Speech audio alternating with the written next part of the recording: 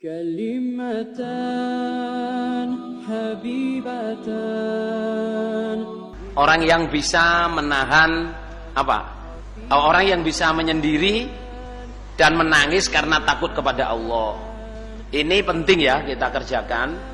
Kalau bisa saudara jamaah malam hari itu duduklah sendiri, tafakur, mikir surga, mikir neraka, mikir apa sih yang sudah kerjakan selama hidup saya. Urip wis umur wis piro kari piro, hidup sudah berapa tinggal berapa. Pak Jubri eling napa mboten Pak Jubri? Mboten eling napa mboten? Eling nggih. Hidup sudah berapa tinggal berapa. Loh, simple kata-katanya, tapi kalau kita renungkan hidup sudah berapa tinggal berapa niku bisa nangis saudara. Saya ya kalau feedback sampean ya sekarang semua yang ada di masjid ini ya.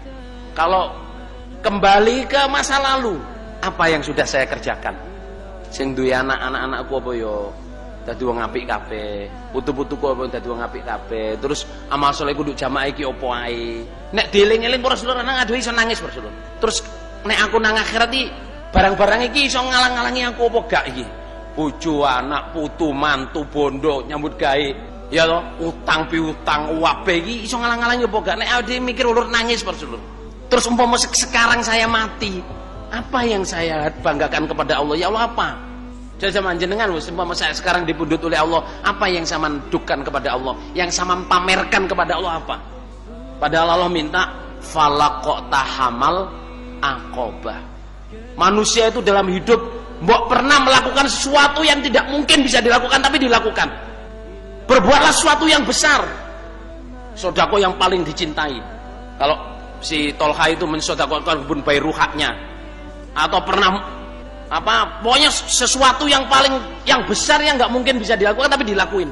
Hidupnya dihabiskan untuk sholat malam, hidupnya dihabiskan untuk zikir, hidupnya dihabiskan untuk puasa Nabi Daud, puasa Senin Kemis, ya toh. Pokoknya sehari saya harus baca Quran 3 juz. Sejamaah ada mubalek kita ya, kawan dekat saya, setiap 3 hari 4 hari itu khatam Quran. Kawan dekat saya setiap 3 hari atau 4 hari khatam Quran, dan itu tetap ngajar. Yang ngajar ya jualan ya apa. Saya tanya, gimana kamu itu? Saya ingin mengerjakan falaqta hamal aqobah. Jadi dia caranya ya, bangun malam itu baca 2 juz sholat, dan 2 juz kalau lancar saudara jamaah nggak berjam-jam. 1 juz itu kalau lancar cuma setengah jam, dan nggak kesusu-susu, bacanya steady. Apa steady nih apa? Ya steady lah wis. Habis itu nanti subuh, adzan subuh itu menunggu apa? Qomat tuh baca Quran lagi.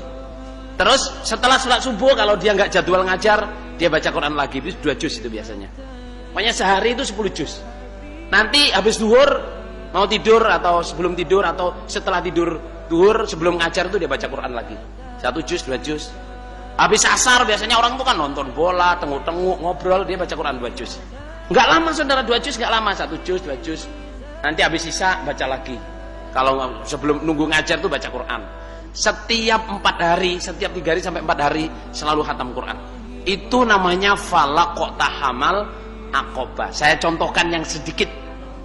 Lah kita saudara dalam hidup ini harus ada itu. Kerjakan sesuatu yang besar sehingga apa? Kita kalau tafakur itu bisa tenang saudara. Tahu setiap hari istighfar 1000 kali dengan konsisten. Setiap hari membaca la ilaha illallah syarikalah lahul mulku wal hamdu ala kulli syai'in qadir 1000 kali. Amalan hizib saya ini, berangkat ke pasar baca itu, pulang ke pasar baca itu, tengok-tengok baca itu, la ilaha illallah syarikalah lahul mulku wal hamdu ala kulli syai'in qadir 1000 kali. Jamaah zaman hidupnya dicukupi oleh Allah. Tapi besar saudara, bisa dibanggain ke Allah. Sehingga sampean duduk diem gini, tafakur bisa nangis, tapi ada yang dibanggain. Seperti 3 orang yang di dalam gua itu. Ada yang bisa dibanggain, baik kepada orang tua, bisa amanat, bisa menahan hawa nafsu.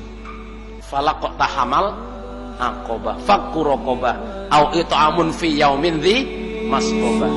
Subhanallahil azim. Subhanallah.